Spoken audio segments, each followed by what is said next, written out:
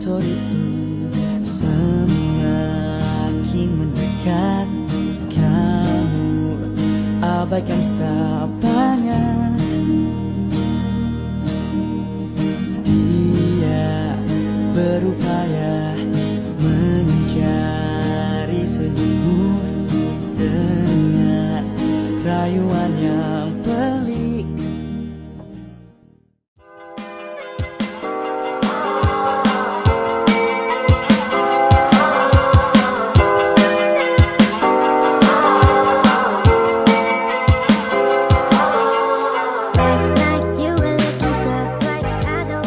Oh ya guys, kemarin kan kalian, aku dengar kalian ada di tiga acara yang kampus ya. Kemarin tuh ada musik, ada belajar, dan juga ada saya.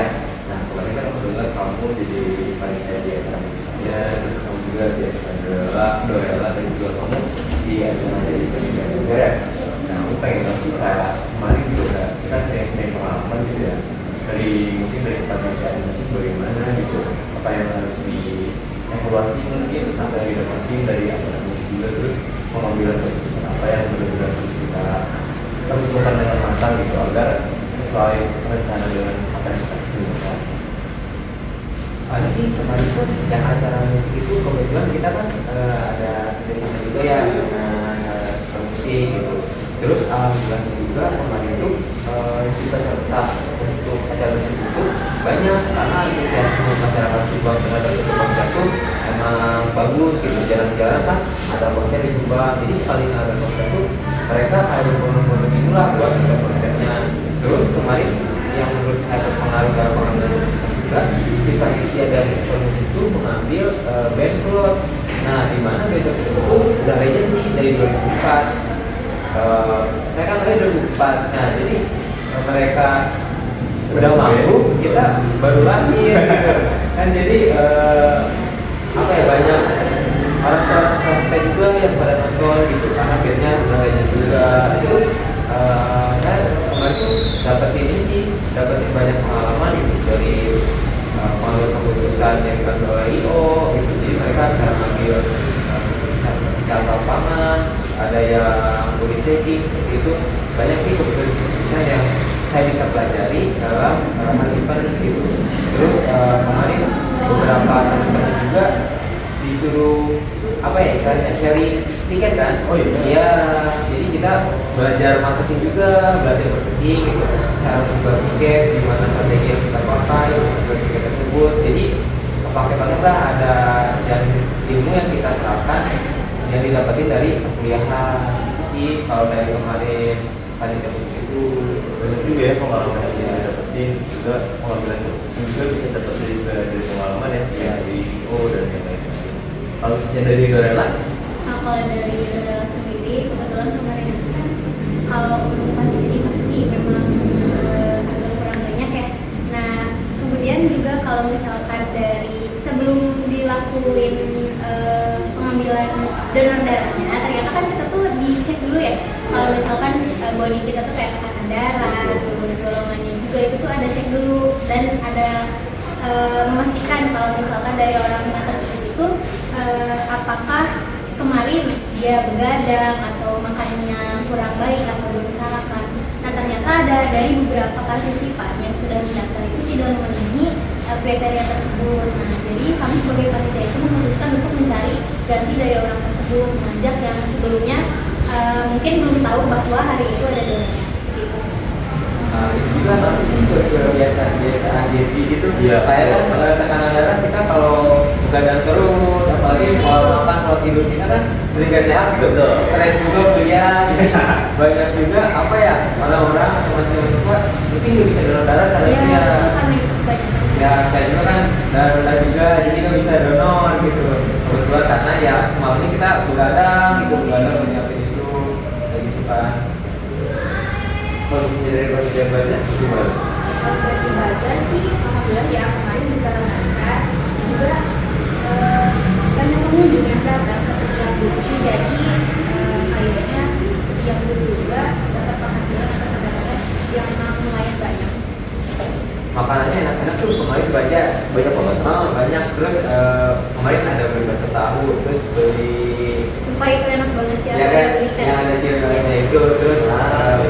beli apa sih olahan ayam yang di bawah vaksin itu enak banget. Terus kreatif juga sih, kemarin di budget juga kan ada yang pakai tema ini nanas. Jadi ya, jadi mereka membuat produk olahan makanan tapi ada bahan dasarnya dari nanas. Lumayan itu apa ya, bentuk budaya Sumba juga, penghasilan Sumba itu kan nanas gitu, produsen nanas terbesar kan gitu. Terus lebih kreatif juga dari tahun-tahun kita waktu mahasiswa baru ya, pengunjung lebih banyak karena kan berdampingan juga dengan acara dorela, dengan acara musik gitu. Jadi mungkin keuntungannya lebih besar dari dulu sih. Mau kemarin berapa kelompok tuh kan? Sekitar 20. Oh, sudah 20. Banyak juga ya. Banyak juga ya. Iya. Waktu dulu banyak 20 kita semua banyak. Oke, kita tapi kita butuh satu orang lagi.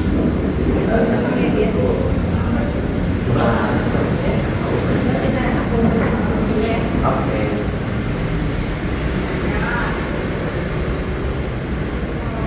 Tadi bilang udah beres sih. Beres sih jalan. Kalau sih papa aja tuh.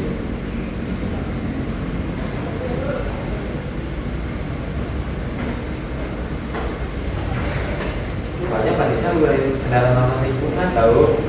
Motor listrik. Sering ketemu tadi jalan tahu. Iya. Dia pakai motor listrik. Terus tadi aku pikir-pikir untuk kedepannya mungkin misalnya yang kita ya kita juga mau beli juga ya. Padahal kan ya mungkin untuk kita ini juga bisa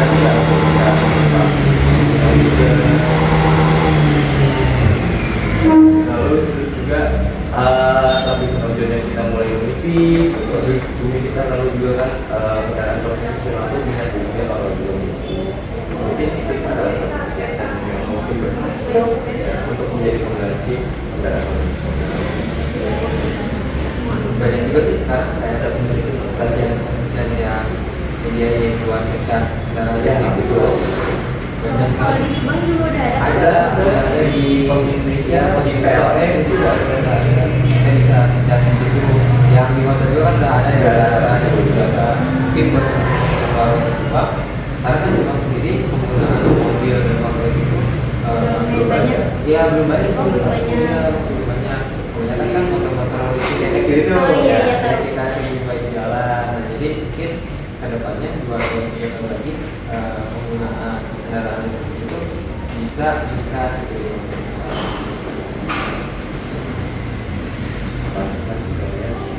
Dan makanya pakai. Iya, kayaknya dia mungkin terlambat juga ya. Mungkin secara waktunya juga agak mepet. Guys, aduh sorry aku telat, soalnya tadi sepeda listrik aku mogok. Ada kayak gitu, nyobain ke sana. Sorry ya guys. Oke. Emang iya kalau kita listrik kehujanan justru. Enggak sih. Kan kita lihat, kalian udah sampai mana tadi? Belum sih, tadi ngomong Biasa ya. Sorry ya guys. Gak apa-apa. Kita wajar nih.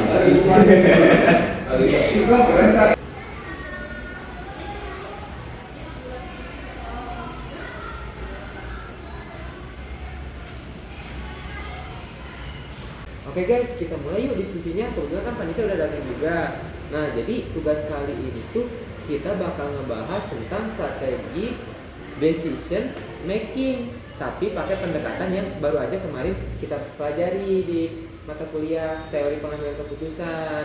Pakainya pendekatan Heideggerian. Awalnya sih aku pikir itu semacam kayak strategi militer gitu loh. Ternyata isinya tuh filsafat semua ya. Ya ampun, aku juga baru baca 3 paragraf udah mikir ini kenapa makin dalam. Ya itu karena pendekatannya beda. Ini nggak hanya sekedar kayak memutuskan pilihan A atau B, itu juga harus melihat dari kacamata pengalaman. Dan kalau nggak dibedah pelan-pelan bisa salah paham total. Kenapa sih konsep keputusan strategis itu rumit? Miller dan Wilson itu bilang istilah strategi itu adalah tautologi. Jadi kayak manajer itu yang mengelola, strategi itu ya strategisnya. Intinya jadi kayak muter-muter gitu ya. Jadi ya disebut strategis itu karena kita bilang itu strategis. Iya, makanya kalau kita bilang kita udah mutusin ini secara strategis, kadang itu cuma buat narasi, nunjukin kesan logis. Tapi emang iya sih, banyak keputusan tuh kayak udah kejadian aja, baru kita kasih label strategis. Nah, itu dia. Kadang keputusan juga bisa disebut keputusan itu setelah hasilnya muncul. Terus kalau model rasional dibandingkan kenyataan organisasi itu gimana? Karena di teori klasik itu menganggap bahwa orang-orang itu selalu rasional, punya info lengkap, terus bisa menganalisis semua pilihannya secara sendiri. Realitanya, kadang pilih karena buru-buru atau karena udah males mikir. Atau karena atasan yang nyuruh ya, bukan karena kita yang beneran yakin. Makanya, March dan Olsen bilang organisasi itu ambigu. Keputusan sering dibuat bukan cuma buat nyelesain masalah, tapi biar kelihatan ada tindakan. Bahkan Branson bilang keputusan itu kadang cuma buat bikin kesan organisasi itu rasional. Wah, berarti kita nggak boleh percaya 100% sama kata diputuskan ya? Nah, disinilah Heidegger masuk. Dia ngajak kita lihat keputusan sebagai bagian dari being atau eksistensi. Nah, betul. Jadi bukan kayak siklus pilihan, tapi bagaimana cara manusia itu menghadapi dunia. Ternyata berat ya, tapi kalau dimaknai sebenarnya ini tuh kayak kenapa sih kita tuh ngelakuin sesuatu, bahkan ternyata sebelum kita sadar kalau kita tuh udah mutusin. Contohnya, kalau kita refleks nolong orang yang jatuh, itu keputusan bukan sih? Kalau kata Heidegger itu praktik, baru jadi keputusan kalau kita sadari dan narasikan. Itu menarik sih. Ekstrimnya ada di kasus Abu Ghraib. Kayak keputusan integrasi yang keras tuh bukan lahir dari forum yang resmi, tapi dari tekanan lapangan. Rumsfeld mungkin nggak duduk dan mutusin dengan tenang, tapi sistem, frustasi, dan situasi bikin keputusan itu jalan. Oh, jadi kadang keputusan strategis itu bukan satu titik ya, tapi akumulasi dari tindakan kecil yang akhirnya jadi label keputusan besar gitu.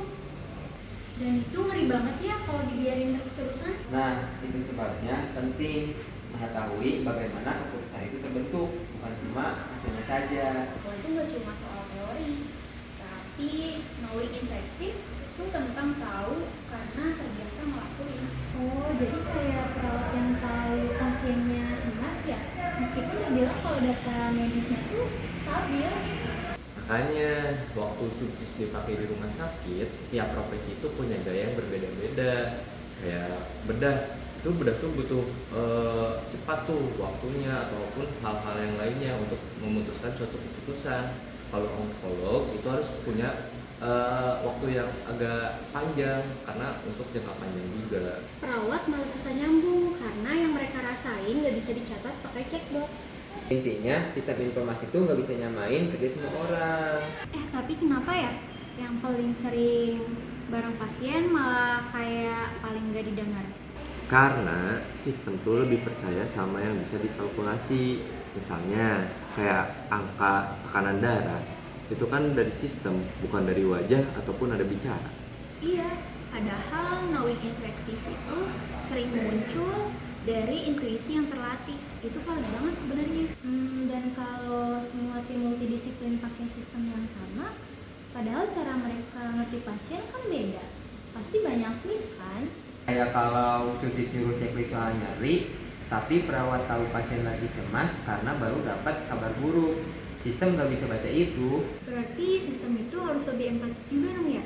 Bukan cuma pintar hitung-hitungan.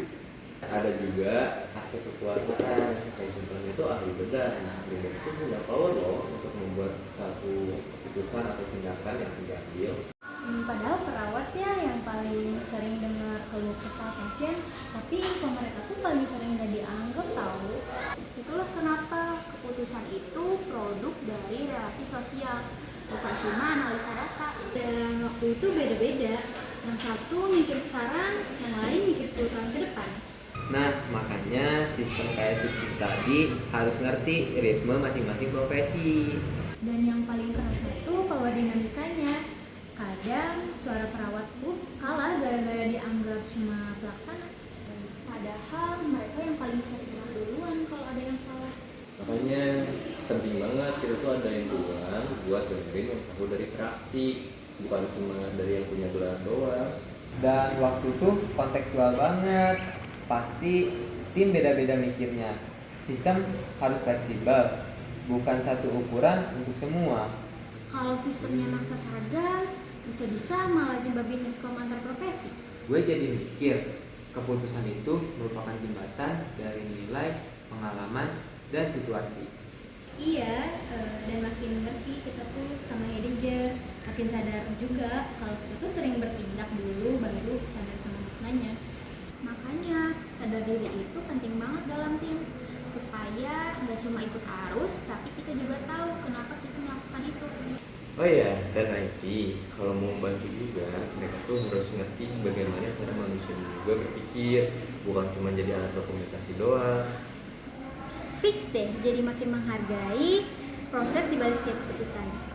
Nah, jadi ternyata pelajaran yang bisa kita ambil dari diskusi hari ini itu keputusan strategis itu bukan soal pintar atau enggak ya, tapi soal ngerti konteks, ngerti manusia, dan sadar kalau kita kadang nggak sadar.